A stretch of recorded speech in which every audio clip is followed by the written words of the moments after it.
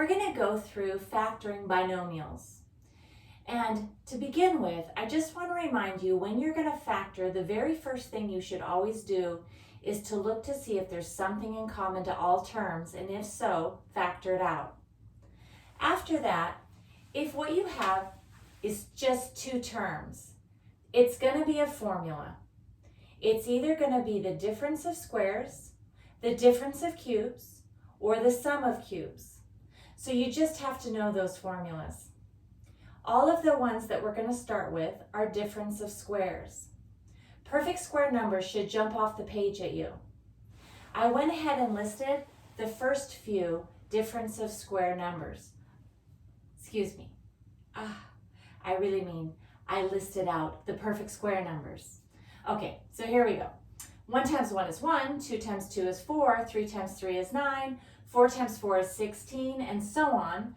I continued listing until I got to 17 times 17, which is 289. I could continue listing, but I think we have a pretty good list. Okay, so let's start with problem number 1. Problem number 1 is x squared minus 9. What I would recommend is to always rewrite the problem so that you can see the A and the B. So I'm going to rewrite this as a set of parentheses squared minus a set of parentheses squared. What's being squared here is x. X times x gets me back to x squared. And here, 3 times 3 is 9. Now I have it in this form. I can see that the A is x and the B is 3. So if I just follow my formula, A plus B becomes x plus 3 multiplied by, and the A minus B becomes x minus 3. We have now factored x squared minus 9. I'm going to just point out the fact that what we have here is what's called a conjugate. When you FOIL this back together, the outside terms make negative 3x. Multiplying the inside terms, you get positive 3x, and negative 3x and positive 3x cancel. So we end up without a middle term. That's why our formula has a plus and a minus, so that those middle terms cancel out. All right. Let's take a look at a few more. Number 2, g squared minus 225.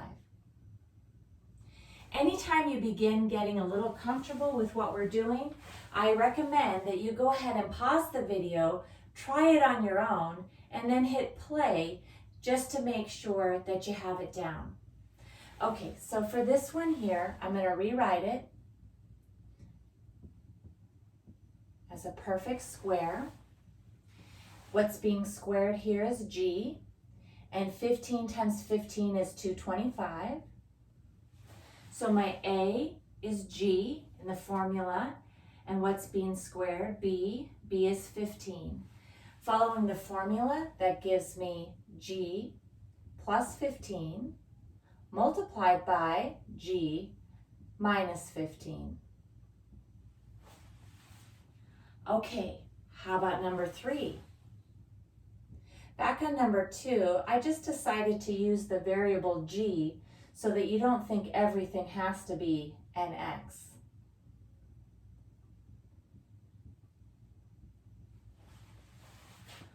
The number 4 and the number 121 are both perfect squares. So those are kind of jumping out at me. I'm going to go ahead and rewrite it in this form so that I can make the A and the B stand out.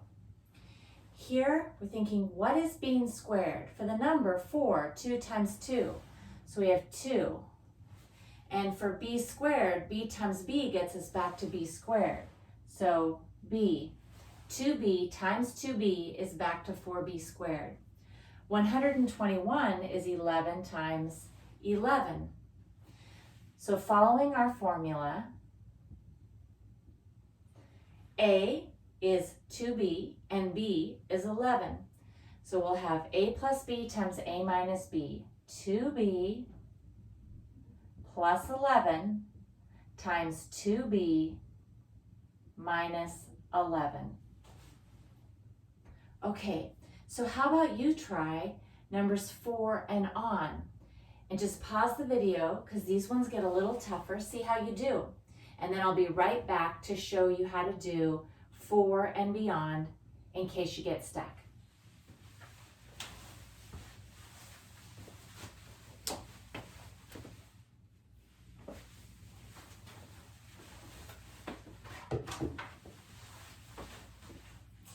Okay, let's see how you did. I'm going to rewrite this as a perfect square. For 16, that's 4 times 4, and for m squared, that's m times m.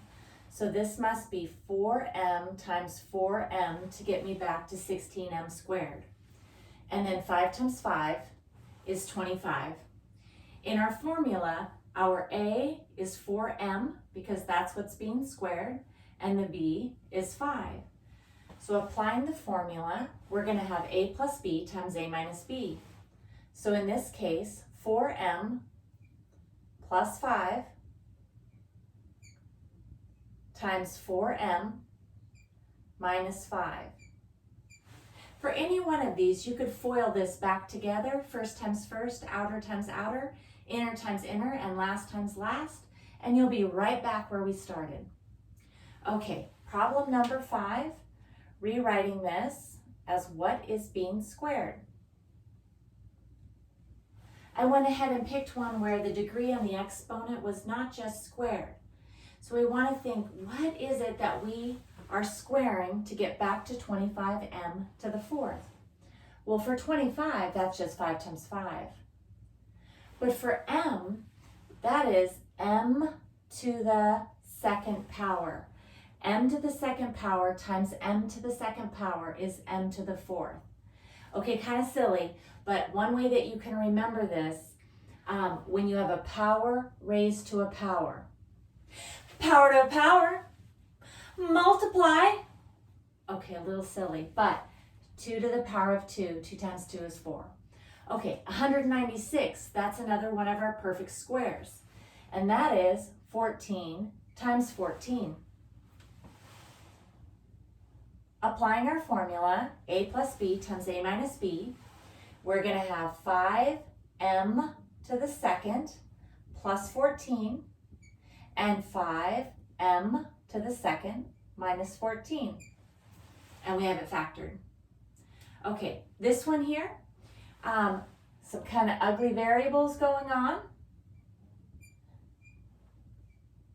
But we're going to rewrite it as the difference of squares.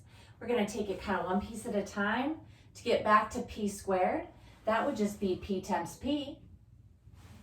To get back to g to the 4th, that would be g to the 2nd times g to the 2nd. Notice the exponent on p is 1. So just a quick check again. 1 raised to the power of 2. Power to a power. Power to a power. Multiply. All right, so 1 times 2, back to 2. 2 times 2, back to 4. For 9, that's 3 times 3. And then for c squared, that's going to be c. 3c times 3c is 9c squared.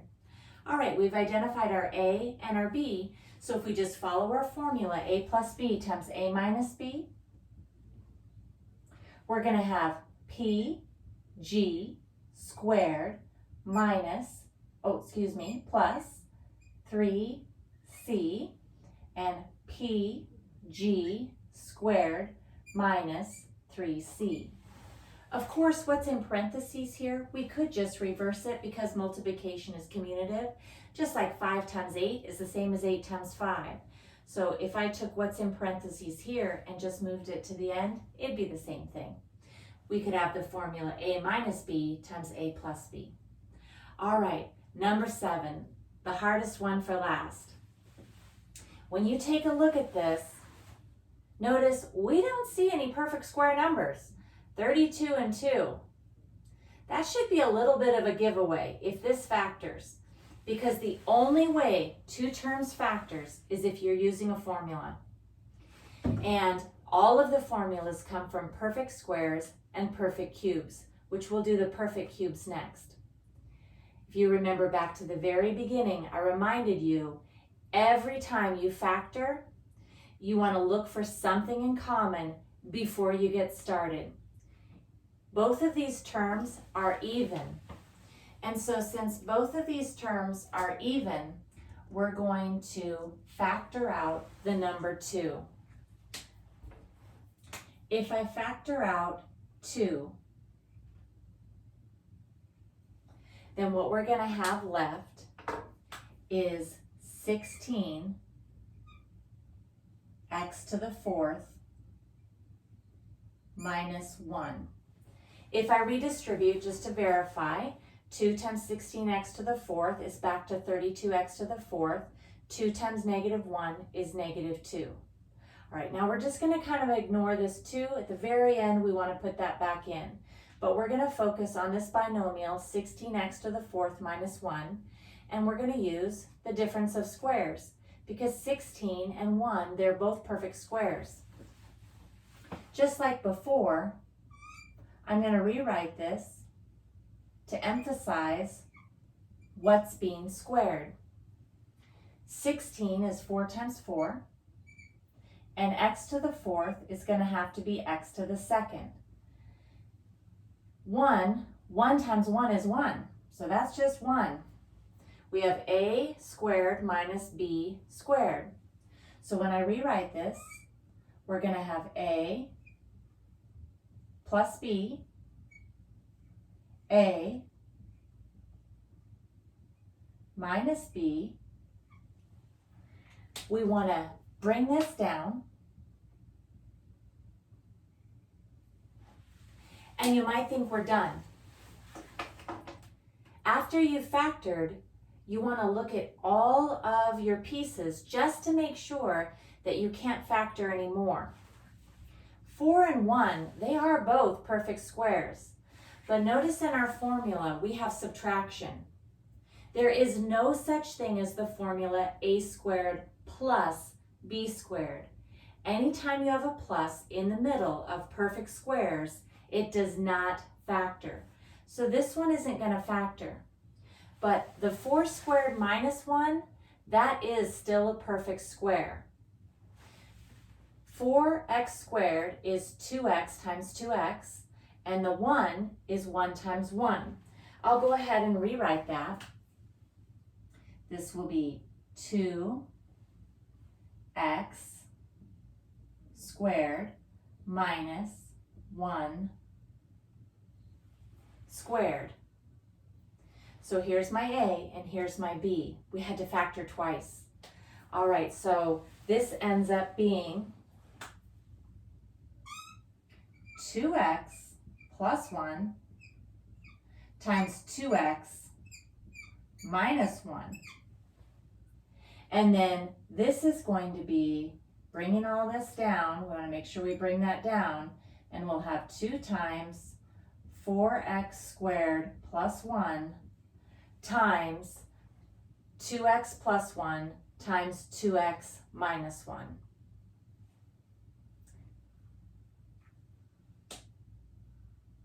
Factoring using difference of squares.